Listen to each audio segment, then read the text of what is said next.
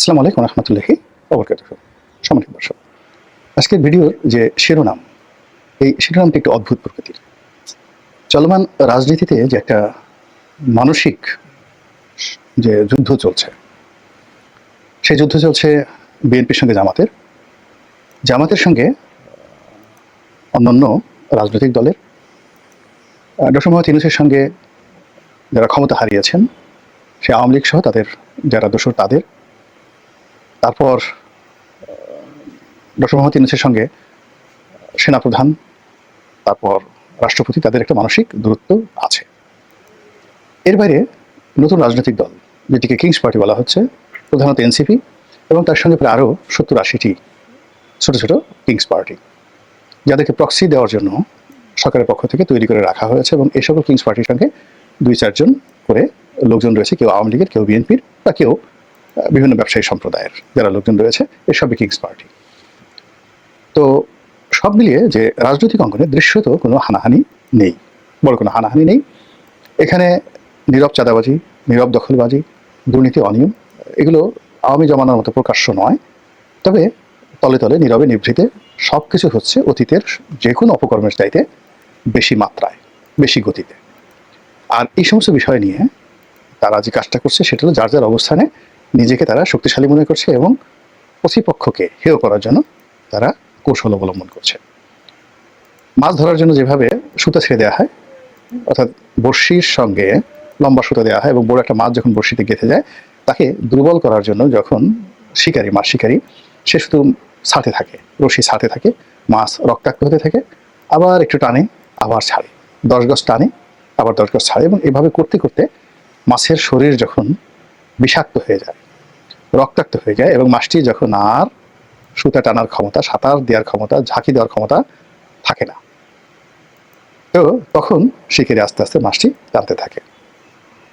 আপনারা যারা আর্নেস্ট হেমিংওয়ের the old man and the sea এই গল্পটি পড়েছেন, উপন্যাসটি পড়েছেন, তারা খুব হৃদয় দিয়ে এই জিনিসটি বুঝতে পারবেন যে বর্তমান যে রাজনীতি, সেই রাজনীতিতে এক পক্ষ অপর পক্ষকে রক্তাক্ত করার জন্য তাদের শরীরে বিষ ঢেলে দিয়েছে, তাদের নাকে মুখে বড়শির যে যাকে বলা হয় ফলা, এটি ঢুকে দেওয়া হয়েছে। ঢোকানোর পর এখন তারা লাফাচ্ছে। তো তারা কখনো অনেক দূরে চলে যাচ্ছে, কিন্তু সুতা শেষ হচ্ছে না। তো এইভাবে যে গত 10 মাস ধরে এক পক্ষ অন্য পক্ষকে ঘায়েল করার জন্য যে বড়শি বা যে ফাঁদ পেতেছে, যা বড়শি ছেড়ে দিয়েছে, এবং যারা এই টোপ গিলেছে, তাদের সবারই এখন দম ফুরিয়ে এসেছে, সকল পক্ষের। এখন সেই টোপগুলো কি? সেই টোপগুলো কারণ বাজারের চাঁদাবাজি। সেই টোপগুলো কি? সেই টোপগুলো হলো চুরাকারবারি। সেই টোপগুলো হলো দখলবাজি। সেই টোপগুলো হলো আগামীতে কারা ক্ষমতায় আসবে এই লোভ দেখিয়ে পেটের সমস্ত কথা বের করে নেওয়া। এবং এই কাজগুলো মৎস্য শিকারী রূপী দেশের বিদেশের যারা গোয়েন্দা সংস্থা, তারা ক্ষমতার যারা নাটাই ঘুরাচ্ছেন দেশি বিদেশি, তারা এই কাজগুলো করে যাচ্ছেন। এবং এই কর্মের ফলে সবচেয়ে বেশি ক্ষতিগ্রস্ত হচ্ছে এই মুহূর্তে ডক্টর মোহাম্মদ ইউনূস এবং তার যারা সঙ্গী সাথী, তারা। দ্বিতীয় ক্ষয়ক্ষতির শিকার হচ্ছে বিএনপি, তৃতীয় ক্ষয়ক্ষতির শিকার হচ্ছে জামাত। আমি জামাত এবং সরকার নিয়ে কোনো কিছুই বলবো না, বিএনপি নিয়ে বলছি এই কারণে যে যেহেতু বিএনপির পক্ষ হয়ে আমি নির্বাচন করেছি, বিএনপির সঙ্গে সম্পৃক্ত রয়েছি, ফলে এই দলটির যদি ভালো কিছু হয়, আমার এক ধরনের যাকে বলা হয় শান্তি থাকবে।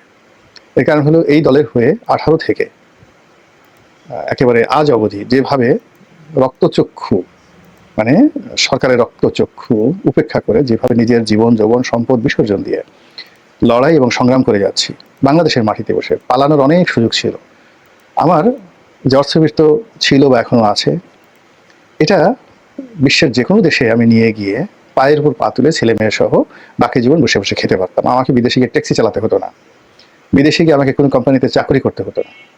এবং আমার বাংলাদেশে যে আয় রোজগার, সেটা হলো বৈধ ইনকাম, এবং বৈধ ইনকাম শুধুমাত্র বিদেশে পালানোর সময় অন্য সবাই যে কাজগুলো করে সেই টাকা তারা পাচার করে হুন্ডি করে নিয়ে যায়। আমাকে শুধু অতটুকু ইররেগুলারিটিস করতে হতো, আর কিছু করতে হতো না। কিন্তু আমি যদি চাইতাম যে আমি ইস্তাম্বুলে থাকবো, আমি রিয়াদে থাকবো, নিউ ইয়র্কে থাকবো, প্যারিসে থাকবো, লন্ডনে থাকবো, ছেলে মেয়ে নিয়ে রাজার থাকতে পারতাম। কিন্তু ও চিন্তা আমার মাথায় আসেনি, এখনও আসছে না। আমি বাংলাদেশে থাকতে চাই, বাংলাদেশে মরতে চাই, এবং যা কিছু বীরত্ব কথাবার্তা যা কিছুই বাংলাদেশে বসে বলতে চাই, যা হওয়ার হবে, এইভাবে চলে আসছি। 2 নম্বর হলো যে আমি আমার জীবনে কখনোই ক্ষমতার কাছে মাথা নত করিনি। ক্ষমতার খুব কাছাকাছি ছিলাম, কিন্তু কখনো লালায়িত হইনি। এবং ক্ষমতার স্বাদ আহ্লাদ গ্রহণ করার জন্য ক্ষমতা সংক্রান্ত পদ পদবি কোনো কিছুর পেছনে কখনো আমাকে ছুটতে হয়নি, দরকারও হয়নি। ওটা এখনো দরকার হচ্ছে না। আওয়ামী লীগ যখন ছিলাম, আওয়ামী লীগের একেবারে কেন্দ্রে ছিলাম, বিএনপিতে আছি, এখনো বিএনপির ভালো অবস্থানেই আছি। তারপরে যখন যারা ক্ষমতা আছেন তাদের সঙ্গে আমার আগেও ভালো সম্পর্ক ছিল, এখনো ভালো সম্পর্ক আছে। কিন্তু এর বিনিময়ে একটা কিছু পেতে হবে বা একটা কিছু করতে হবে, চিন্তাই কেন যেন মাথায় আসে না। হয়তো এভাবে আমাকে তৈরি করেছে। ফলে আমার যে ভালো বলেন, আমি বলি, বা মন্দ বলেন, এই কথা বলাটাই আমার অপরাধ বা আমার সফলতা। তো সেটা বলে যাচ্ছি, দীর্ঘদিন ধরে বলে যাচ্ছি, এবং সেই কারণে আওয়ামী লীগ জমানাতে আওয়ামী লীগের থেকে আওয়ামী লীগের সমালোচনা করেছে। আবার এখন বিএনপির ওইভাবে আওয়ামী লীগের যে সমালোচনা করেছে, আমার কাছে মনে হয়েছে কিছু সমালোচনা আমার ভুল হয়েছে। তো সেই ভুলগুলো আমি বিএনপির সঙ্গে করছি না, কিন্তু যে কথাগুলো একেবারে না বললি না, সেই কথাগুলো আমি কিন্তু বলে যাচ্ছি। এখন বিএনপি যারা শীর্ষ নেতৃত্ব, তারা গ্রহণ করবেন বা করবেন না, এটা তাদের ব্যক্তিগত বিষয়, কিন্তু আমি আমার দায়িত্বটা পালন করার চেষ্টা করছি। তো সেই দিক থেকে আমি যেটা দেখলাম যে বিএনপি যখন সেই 2024 সালের আগস্ট বিপ্লবের পরে বিএনপি প্রথমে কিং কর্তব্য বিমূঢ় হয়ে গেল। যে একই হলো, এর কারণ হলো যে তারা তো শেখ হাসিনার বিরুদ্ধে এই 15-16 বছর ধরে লড়াই করেছে, সংগ্রাম করেছে, এবং তারা সর্বস্ব তাদের যাকে বলা হয় রাজপথে বিসর্জন করেছে, কারাগারে বিসর্জন করেছে, তাদের সহায় সম্পত্তি, জীবনের স্বর্ণালী সময় সবকিছু তারা বিসর্জন দিয়েছে এই শেখ হাসিনাকে ক্ষমতাচ্যুত করার জন্য। কিন্তু বাস্তবতা হলো তারা ব্যর্থ হয়েছে। 2 নম্বর হলো যে তারা এই যে জুলাই আগস্ট যে বিপ্লব হলো, সেই বিপ্লবকে তারা প্রথমে সমর্থন দিতে চায়নি, কিন্তু পরবর্তীতে তারা নৈতিকভাবে সমর্থন দিয়েছে। এবং শেষের সপ্তাহে, অর্থাৎ আগস্ট মাসের 5 তারিখে পতন হলো, তার আগের 7 দিনে তারা সর্বশক্তি নিয়ে রাজপথে থাকার চেষ্টা করেছে, অর্থাৎ ছাত্র জনতার সঙ্গে মিশে গেছে। এটা হলো একেবারে রিয়ালিটি।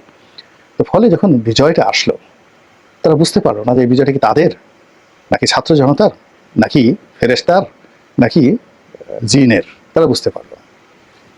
এর মধ্যেই অনেকগুলো ঘটনা ঘটে গেল। সরকার গঠন হয়ে গেল, তারপর শেষে সেই সমন্বয়কদের আবির্ভাব হলো, তরুণদের আবির্ভাব হলো। তারা খুব চুপচাপ রইল, পুরো আগস্ট মাসটা তারা চুপচাপ রইল। সেপ্টেম্বর মাস থেকে তারা দেখলো যে তাদের জায়গা জামাত দখল করে ফেলেছে, এবং জামাত সব জায়গাতে প্রাধান্য করছে, এবং বিএনপিকে সবাই মাইনাস করার জন্য, ছোট করার জন্য, হেয় করার জন্য তারা চেষ্টা করছে। তখন তারা ঘুরে দাঁড়ালো। ঘুরে দাঁড়িয়ে তারা বলা শুরু করলো যে আমরা এই আন্দোলন আমরা করেছি, আমরা টাকা দিয়েছি, আমরা সুসংগঠিত করেছি, আমরা পিছন থেকে এই লজিস্টিক সাপোর্ট দিয়েছি, এবং তাদের এই কথা বলার জন্য তারা বিভিন্ন মাধ্যমে নিজেরা বললো, এবং তাদের ভাড়া করা বিভিন্ন লোকের মাধ্যমে এই কথাগুলো